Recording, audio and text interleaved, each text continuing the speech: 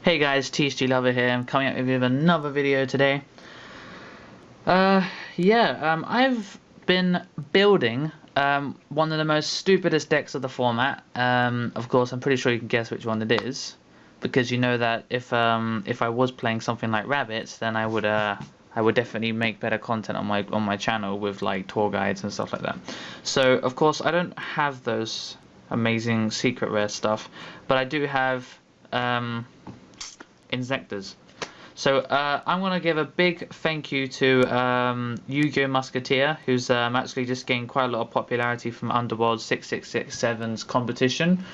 He gained about 400 subs from it, so he's got quite a lot of gets quite a good amount of views on his videos. So I might put a subscription thing on the top of this video to as a thank you, because I managed to get 2 Hornets off him in a trade, which allowed me to make this deck. So this is my version 1, because there's a few cards missing, there's a few cards I want to change and stuff like that. But the general deck is basically finished. So while everything isn't in max rarity, I might upgrade him once I've started winning a few tournaments and whatever. So yeah, without further ado, here we go. So we have our Inzektor Dragonfly. Of course we're going to run 3 of these because we're good. Actually, just quickly adjust this camera. There we go. That's much better. Okay, so we're going to have 3 centipedes. These are the basis of every Inzektor deck. You have to run 3 of them because they allow you to equip and blow up stuff. I now have 3 Hornets, so we're going to run 3 of those because we're smart. And this is one of my favourite cards just now, Inzektor Ladybug. A quick description of what it does. You can equip it, and it does the same thing as Hornet, where you send it to the grave, and you can send it by itself to the grave. You don't have to use a card to send it.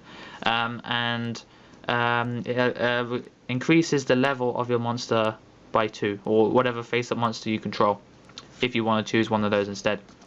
So of course you go into Dragonfly, you equip this, and it goes up to 1500 attack now. So you send to the grave, you summon Centipede, you do that. So what this basically means is that you can do the same thing where you can add a Dragonfly back into your hand with Centipede. But what this allows you to do is it allows you to go into a plethora of many different rank 4s. So of course you can go into Utopia and Maestro if you wanted to, if you'd increase the level by 1. Of course, I like to go into rank 5s because they are stronger. So I like to use Crimson Shadow. But I'm going to get Exostag soon, so that's one of the things I want to change to this deck. Get Exostag because that card is really good. But yeah, maybe in the next couple of weeks I'm going to update this deck profile. Okay, so we've got 2 Ladybugs. Just put that there. And we're going to have a Giga Mantis to end our Inzektor lineup.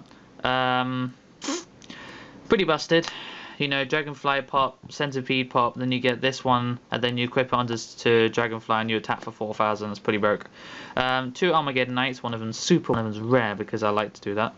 I prefer this over Mystic Tomato mainly because when you call the Haunted or Monster Reborn, you can send something to the grave, and Mystic Tomato will just die in the mirror match anyway. And so many cards like Dolka can just destroy it, so yeah. I'm going to have 3 Veilers because we're going to play this format properly. We're going to play this deck's going to be a meta deck eventually, but a good start is going to be 3 Veilers. You can see I have 3 different rarities. Of course I will try and get 3 ultimates, but yeah. Fantastic card, stops so many cards. Card D, stops Rescue Rabbit, it just stops everything. It's so good, and it's obviously light, which means I can play Chaos Sorcerer, which obviously eventually will be a BLS, but at this point I'm just playing around with the deck. I can even just proxy this as a proxy BLS as this, so whatever.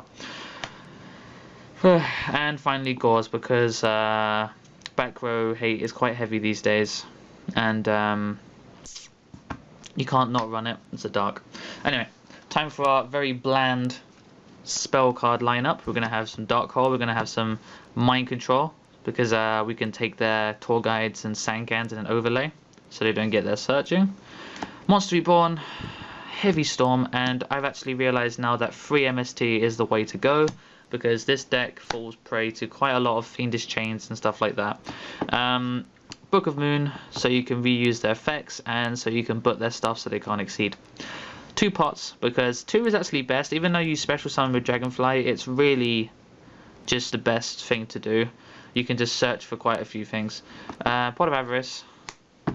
You put a lot of cards in the grave. A lot of Darkness. Draw 2 cards and your Ditch of Dark. It's like so many darks in this deck. And Foolish Burial to put your Hornet in the grave. So, yeah. Very, very bland. And the thing is, I would not make it bland. I would run things like Heart of Clearwater or Swords of Green Light or something like that. But they just doesn't work out the way I want it to. So for traps, we're going to have our Solemn Judgment. 2 warnings. We're going to have 2 bottomless, because this card is just as good as warning at this point. 1 compulsory to get rid of those Zen mains, is because I can't get through that. And to get through Stardust as well, because Stardust screws me over as well. And to get rid of other things that are really, really problematic, like Dolka. And we're going to have 2 Call the Haunted, because you can reborn your Dragonfly, and then you can start doing shenanigans without even normal summoning. It's like a +3 on summon, so yeah. My extra deck right now is not that great. That's the problem with it. So yeah, it's a very similar extra deck to my Evos, except I took out the Largiers. So yeah, we're going to have 3 Stardust Dragon, Catasta, and Armium, because you can actually go into those.